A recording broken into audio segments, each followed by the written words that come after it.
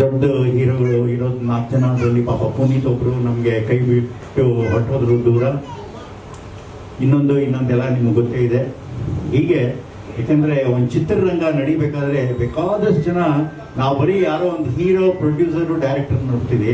ಇದ್ರ ಹಿಂದೆ ಕೆಲಸ ಮಾಡ್ತಾರಲ್ಲ, ಲೈಟ್ ಮ್ಯಾನ್ಗಳು, ಒಂದು ಟೈಲರ್ಗಳು, ಕಾರ್ಪೆಂಟರ್ಗಳು, ಪೇಂಟರ್ಸು, ಡ್ರೈವರ್ಗಳು, ಊಟ ಕೊಡೋರು, ಪ್ರೊಡಕ್ಷನ್ ಅವರು ಎಲ್ಲನೂ ಅವ್ರನ್ನೆಲ್ಲ ನೋಡಿಬಿಟ್ರೆ ಭಯ ಬೀಳುತ್ತೆ. ಮೊನ್ನೆ ನಾನು ಯಾವುದೋ ನನ್ನ ಪಿಕ್ಚರ್ ಎಡಿಟಿಂಗ್ ಮಾಡ್ತಾ ಇದ್ದಾಗ ರಾತ್ರಿ ಮಳೆ ಬಂದ್ಬಿಡ್ತು.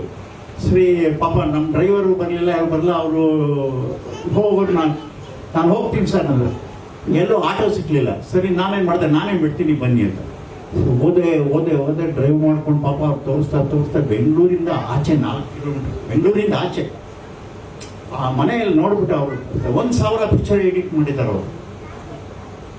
ಅಂಥವ್ರ ಪರಿಸ್ಥಿತಿ ನೋಡ್ಬಿಟ್ಟು ಏನಪ್ಪ ನಮ್ಮ ಇಂಡಸ್ಟ್ರಿನಲ್ಲಿ ಹೀಗೆ ಬದುಕ್ತಾ ಇದ್ದಾರೆ. ದಿನ ಕೆಲಸ ಮಾಡಿದ್ರೆ ಒಂದು ಪಿಕ್ಚರ್ ನಡೆದ್ರೇ ಅವ್ರಿಗೆ ಜೀವನ, ಒಂದು ಪಿಕ್ಚರ್ ಇಲ್ಲ ಅಂದರೆ ಜೀವನವೇ ಇಲ್ಲ. ಯಾವ ಥರದ್ದು ಗೌರ್ಮೆಂಟಿಂದಾಗಲಿ ಎಲ್ಲಿಂದಾಗಲಿ ಅವ್ರಿಗೆಲ್ಲ ಯಾವ ಸಹಾಯನೂ ಇಲ್ಲ. ಇದು ನಿಜವಾದ ಒಂದು ಬಹಳ ಶೋಚನೀಯವಾದ ಸಂಗತಿ. ಇದು ನಾವೆಲ್ಲ ಸೇರ್ಕೊಂಡು ಕೆಲಸ ಮಾಡಬೇಕಾಗಿದೆ. ಇವತ್ತು ದರ್ಶನ್ ಅವರು ಇಲ್ಲ, ಒಬ್ಬರು ದರ್ಶನ್ ಇದ್ದಿದ್ರೆ ಎಷ್ಟು ಫ್ಯಾಮಿಲಿಗಳು ಊಟ ಮಾಡ್ತಿತ್ತು, ಎಷ್ಟು ವರ್ಷಗಳು ನಾವು ನೋಡಿದ್ದೀವಿ. ಯಾಕಂದರೆ ಅವೆಲ್ಲ ಒಂಥರ ಬಂಪರ್ ಪಿಕ್ಚರ್ಗಳು. ಒಂದು ದಿನ ಶೂಟಿಂಗ್ ಅಂತ ಹೇಳಿದ್ರೆ 250-300 ಜನ ಕೆಲಸ ಮಾಡೋವಂಥ ಪಿಕ್ಚರ್ಗಳು. ಇವತ್ತು ದರ್ಶನ್ ಇಲ್ದಿರೋದು ಇಂಡಸ್ಟ್ರಿಗೆ ದೊಡ್ಡ ಲಾಸ್. ಒಂದು ಕಡೆ ಫೈನಾನ್ಷಿಯಲ್ ಟರ್ನ್ ಓವರ್ ಕಷ್ಟ, ಇನ್ನೊಂದು ಕಡೆ ಥಿಯೇಟರ್ಗಳಿಗೆ ಪಿಕ್ಚರ್ ಇಲ್ಲ, ಇನ್ನೊಂದು ಕಡೆ ಈ ಒಂದು 500 ಜನ 1000 ಜನ ಅವ್ರ ಜೊತೆಲಿ ಕೆಲಸ ಮಾಡ್ತಿದ್ದವ್ರಿಗೆ ಪಾಪ ಜೀವನ ಇಲ್ಲ.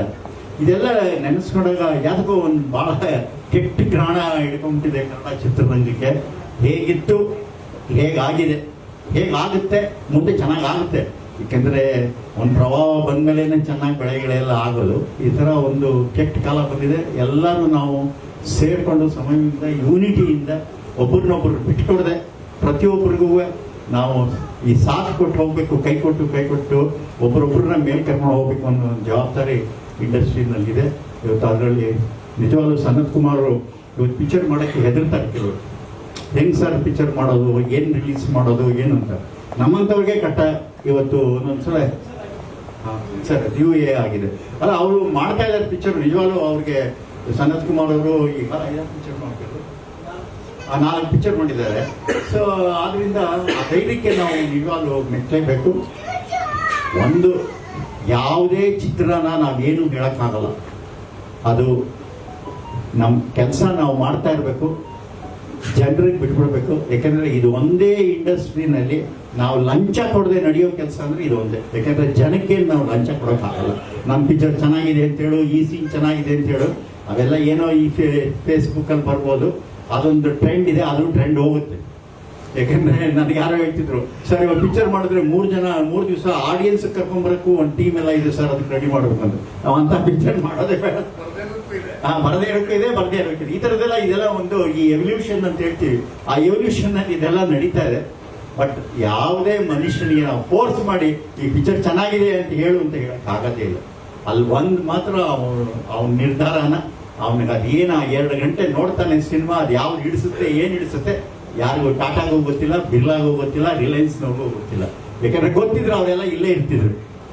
ಅಂದರೆ ಈ ಥರ ಗೊತ್ತಿಲ್ಲದೆ ಇರೋ ಒಂದು ವ್ಯಾಪಾರದಲ್ಲಿ ನಾವು ಮಾಡ್ತೀವಿ ಅಂತ ಬರೋದಿದೆಯಲ್ಲ. ಈಗ ಸಮುದ್ರಕ್ಕೆ ಮೀನ ಹಿಡಿಯಕ್ಕೆ ಹೋಗ್ತಿದ್ರೆ ಮೀನು ಇದೆ ಅಂತ ಗೊತ್ತು, ಇಲ್ಲ ಹಂಗಲ್ಲ, ಮೀನಿದೆಯೋ ಏನಿದೆಯೋ ಗೊತ್ತಿರಲ್ಲ ಅಂತ ಒಂದು ಪಿಕ್ಚರ್ ಮಾಡಿ ನಾವು ಧೈರ್ಯದಿಂದ ನುಗ್ತೀವಿ. ಆ ಧೈರ್ಯಕ್ಕೆ ಮೆಚ್ಚಬೇಕು. ಅದು ಸನತ್ ಕುಮಾರ್ ಅವ್ರ ಧೈರ್ಯಕ್ಕೆ ದೇವರು ಒಳ್ಳೇದು ಮಾಡಲಿ. ಇನ್ನೂ ಹೆಚ್ಚಿನ ಚಿತ್ರಗಳು ಮಾಡಿ ಬೇಕಾದಷ್ಟು ಜನಕ್ಕೆ ಊಟ ಹಾಕ್ತಾರಲ್ಲ, ಅದು ಒಂದು ದೊಡ್ಡ ನಿಜವಾಗ್ಲೂ ಒಂದು ಪ್ರೊಡ್ಯೂಸರ್ನ ರಾಜ್ಕುಮಾರ್ ಹೇಗೆ ಅನ್ನದಾತ ಅಂತಿದ್ರು, ನಿಜವಾಗ್ಲೂ ಪ್ರೊಡ್ಯೂಸರ್ ಮನೆಯಿಂದ ಒಂದು 25 ಮನೆ ಆದರೂ ನಡೆಯುತ್ತೆ ಒಂದು ವರ್ಷ.